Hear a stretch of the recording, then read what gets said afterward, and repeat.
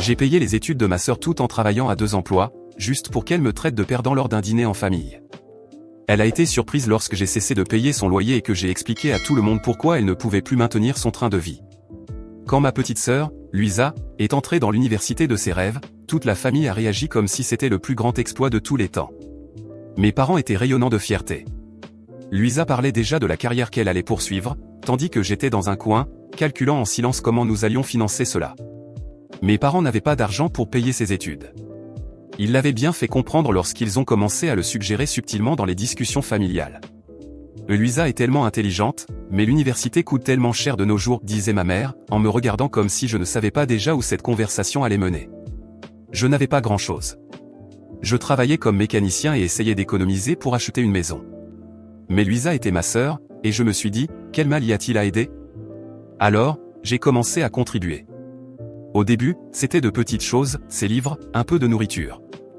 Mais ça ne s'est pas arrêté là. Rapidement, je payais son loyer, ses factures, et même ses sorties nocturnes quand elle avait besoin de se détendre.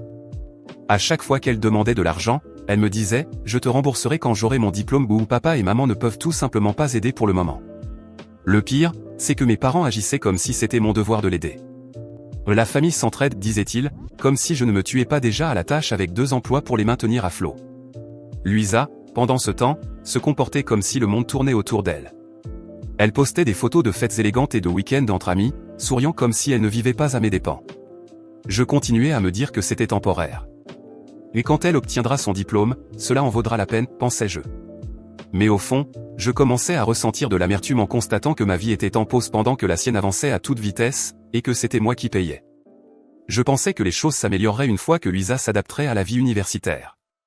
J'imaginais qu'elle réaliserait tout ce que je faisais pour elle et montrerait un peu de gratitude. Mais si quelque chose a changé, c'est bien son sens des privilèges, qui n'a fait que grandir. Le premier signe évident fut ses habitudes de dépenses. Alors que je sautais des repas et faisais des horaires nocturnes pour payer son loyer, Luisa affichait sa nouvelle garde-robe sur les réseaux sociaux, des sacs de luxe, des chaussures à la mode, des dîners sophistiqués et des choses que je ne pourrais jamais m'offrir. Au début, j'ai essayé de justifier cela. Peut-être qu'elle a trouvé un travail à temps partiel, ou qu'elle exagère pour impressionner. Mais quand je lui ai posé la question, elle a haussé les épaules. « Tout le monde à la fac s'habille comme ça », a-t-elle dit. Je ne veux pas avoir l'air différente. Ce n'était pas seulement son attitude envers l'argent. C'était tout. Elle me traitait comme un distributeur automatique ambulant. Elle ne demandait jamais comment j'allais ni si j'avais besoin d'aide. Mes parents ne valaient pas mieux. Chaque fois que j'essayais de parler de mes difficultés, ils me faisaient culpabiliser pour me faire taire. « C'est ta sœur », disait ma mère. « Elle construit son avenir. Tu devrais être fier de l'aider. » Mais ce n'était pas seulement aider. C'était sacrifier. Mes week-ends avaient disparu, mes économies s'étaient évaporées. Et cette maison dont j'avais toujours rêvé? Oublie. Pendant ce temps, Luisa ne prenait même pas la peine d'envoyer un mot de remerciement. À la place, elle appelait pour se plaindre de ses professeurs. C'était toujours quelque chose comme « Ils ne comprennent pas à quel point je me donne du mal » ou « Ce n'est pas juste qu'ils me donnent autant de travail ». Et moi, fatigué après un double service à l'atelier, je devais écouter sans protester. Après tout, si je me permettais de dire quoi que ce soit, je devenais le méchant insensible qui ne comprenait pas combien elle se battait pour son avenir. Puis vint le dîner. Une invitation de ma mère, comme toujours, déguisée en tentative de rapprochement familial, mais que je savais être simplement une autre occasion pour tout le monde de faire semblant que tout allait bien. Malgré tout, j'ai accepté, en pensant que ce serait peut-être bien d'avoir un moment de calme, loin du travail et des factures.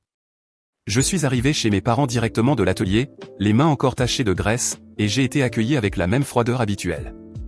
Ma mère était occupée dans la cuisine, et mon père était sur le canapé, regardant la télévision. Apparemment, Luisa était déjà là, dans sa chambre, en train de se reposer, après sa semaine si fatigante. Bien sûr, parce qu'étudier quelques heures et faire la fête le week-end doit être épuisant. Lorsque nous nous sommes enfin assis à table, j'ai essayé de me concentrer sur la nourriture et d'ignorer la conversation.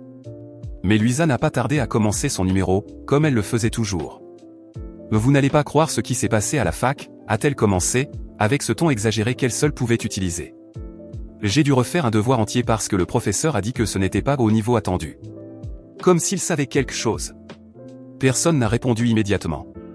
Mon père a émis un grognement d'approbation, ma mère a hoché la tête, et j'ai continué à manger, en essayant de ne pas dire ce que je pensais réellement. Mais elle n'a pas arrêté là. C'est tellement frustrant. Je suis l'une des meilleures élèves, mais on dirait qu'ils veulent juste me rabaisser. C'est comme s'ils ne voulaient pas me voir réussir. Vous comprenez ce que je veux dire, n'est-ce pas? J'ai pris une profonde inspiration, compté jusqu'à 10 mentalement, mais avant que je puisse éviter de parler, ma mère a décidé de mettre de l'huile sur le feu. Louisa, ma chérie, ne t'inquiète pas. Tu es brillante, et nous le savons tous. Certains professeurs sont juste jaloux de ton potentiel. Je n'ai pas pu me retenir. Ou peut-être qu'ils essaient de t'apprendre quelque chose, et que tu ne veux tout simplement pas écouter. Le silence s'est immédiatement installé à table. Louisa m'a lancé un regard qui aurait pu tuer, mais j'ai continué à manger, en faisant semblant de ne pas le remarquer. « Qu'est-ce que tu veux dire par là ?» a-t-elle demandé, avec une voix pleine d'indignation. « Je veux dire qu'il est peut-être temps d'arrêter de blâmer tout le monde et de commencer à assumer un peu de responsabilité. Tu es à l'université, Louisa. Tu n'es plus une enfant. Tu ne peux pas attendre que le monde te traite comme une princesse. » Ma mère a essayé d'intervenir, mais Louisa était déjà prête à attaquer. « Là, bien sûr. Ça vient de qui? Du mécanicien qui n'a jamais quitté son atelier? S'il te plaît, tu ne sais même pas ce qu'est la responsabilité. Tout ce que tu fais, c'est réparer des voitures et te plaindre de la vie. Tu sais ce que tu es? Un perdant. Voilà ce que tu es. » Le mot a résonné comme une gifle. Pendant un moment, tout s'est arrêté. Je l'ai regardé, incrédule, essayant de comprendre comment la même personne que j'avais soutenue pendant des années, qui vivait à mes dépens, pouvait être là, à m'insulter devant toute la famille. Je me suis levé lentement, posant ma serviette sur la table. Ma mère a commencé à dire quelque chose, mais j'ai levé la main pour la faire taire. Ça suffit. J'en ai marre. J'ai regardé Louisa droit dans les yeux. Tu veux m'appeler un perdant? Très bien. Mais tu sais quoi? Ce perdant a payé ton loyer, tes factures, et même tes foutues fêtes pendant que tu faisais semblant d'être une adulte. Ce perdant a renoncé à ses propres rêves pour que tu puisses vivre les tiens. Et qu'est-ce que je reçois en retour? Des insultes.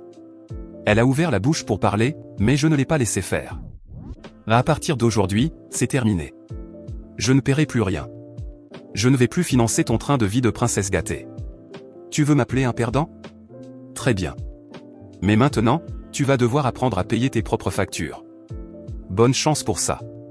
Ma mère a commencé à pleurer, et mon père, dans son apathie typique, a simplement marmonné quelque chose comme « on en reparlera plus tard ». Mais je n'étais plus disposé à écouter. J'ai pris mes affaires et je suis parti, laissant la table dans un silence complet. Sur le chemin du retour, je me suis senti partagé entre un soulagement et une colère que je n'arrivais pas à dissiper. J'étais soulagé d'avoir enfin dit ce qui devait être dit, mais furieux d'avoir laissé la situation arriver à ce point. Je savais que Louisa n'allait pas accepter cela facilement. Elle était douée pour manipuler les gens, et mes parents feraient probablement tout pour me faire revenir sur ma décision. Mais cette fois, ça ne fonctionnerait pas. Quand je suis arrivé chez moi, mon téléphone a commencé à sonner. C'était ma mère. Je l'ai ignoré. Puis, les messages ont commencé à arriver. D'abord d'elle, puis de Louisa. « Tu ne peux pas me faire ça. J'ai besoin de toi. Comment vais-je payer le loyer maintenant ?» J'ai tout lu, mais je n'ai pas répondu. Je savais que cette guerre était loin d'être terminée, mais pour la première fois depuis des années, je sentais que j'avais une chance de reprendre ma vie en main. Quand je suis enfin rentré chez moi ce soir-là, je tremblais encore de colère. Le mot raté résonnait dans ma tête comme un couteau tournant sans cesse. L'audace de Louisa de m'appeler ainsi, après tout ce que j'avais fait pour elle, était insupportable. Je savais qu'elle était habituée à être traitée comme le centre de l'univers, mais cela avait dépassé toutes les limites. Cependant, en m'asseyant sur le canapé du salon, j'ai commencé à ressentir quelque chose de différent. Pour la première fois depuis des années, je me sentais libre. Libre de ne plus porter le poids de ses choix. Libre de ne plus sacrifier mes propres rêves pour quelqu'un qui ne comprenait même pas le sens du mot gratitude. Cette pensée m'a apporté un soulagement inattendu, et j'ai décidé que, désormais, je serais la priorité de ma propre vie. Le lendemain, je me suis levé tôt et je suis allé directement au garage. C'était un samedi, mais cela ne faisait aucune différence pour moi, puisque je travaillais tous les jours pour subvenir à une vie qui n'était pas la mienne. Alors que je serrais des boulons et changeais des pièces, j'ai ressenti quelque chose de différent dans l'air, une nouvelle détermination. Peut-être était-il temps de changer. Peut-être était-il enfin temps de penser à mon propre avenir. Cependant, comme prévu, Louisa n'allait pas laisser passer cela facilement. Avant midi, mon téléphone était déjà rempli de messages d'elle et de mes parents. Ces messages allaient de suppliques désespérées à des menaces à peine voilées. « Et si tu ne paies pas mon loyer, je vais être expulsé. Mais tu ne te soucies pas de mon avenir. Et, Bien sûr, cette manipulation classique, papa et maman sont tellement déçus de toi. Ils n'auraient jamais pensé que tu serais aussi égoïste. J'ai pris une profonde inspiration et décidé qu'il était temps de régler cela une bonne fois pour toutes. Je l'ai appelée. Quand elle a répondu, sa voix était chargée de colère et de mépris. Enfin. Je pensais que tu allais continuer à m'ignorer. Comment peux-tu être aussi mesquin? Je ne peux pas croire que tu me laisses vraiment dans cette situation. Eloïsa, je veux juste savoir une chose, ai-je commencé, essayant de rester calme. Mais tu penses vraiment que je suis un raté? Elle est restée silencieuse un moment, mais n'a pas tardé à répliquer. Eh bien, je ne faisais qu'être honnête. Je veux dire, regarde-toi. Tu es coincé dans ce travail médiocre, alors que moi, j'essaie de construire une vraie carrière. J'ai ri par le nez, un rire court et amer. Alors, tu penses vraiment que ta vie est meilleure que la mienne? Que je suis inférieur à toi parce que je suis mécanicien? Ce n'est pas ça, a-t-elle dit, mais sa voix trahissait le mensonge. Je pense juste que tu aurais pu faire plus avec ta vie. Faire plus, ai-je finalement explosé. Eloïsa, tu sais ce que j'ai fait de ma vie? Je l'ai entièrement dédié à te soutenir. J'ai payé tes études, ton loyer, tes factures, tes soirées. Pendant que tu dépensais mon argent en vêtements et en voyages, je sautais des repas et faisais des doubles services. Et malgré tout ça, tu penses avoir le droit de me mépriser. Tu n'as aucune idée de ce qu'est la responsabilité. Elle a essayé de m'interrompre, mais je ne l'ai pas laissé faire. Mais tu sais ce qui est le plus ironique? Tu te crois supérieur, mais qui va être expulsé maintenant que j'ai arrêté de tout payer? Qui va devoir apprendre à vivre dans le monde réel sans dépendre de moi? Et tu sais quoi d'autre? J'en ai assez. Assez d'être utilisé. Assez d'être l'idiot qui fait tout pendant que tu vis comme une princesse gâtée.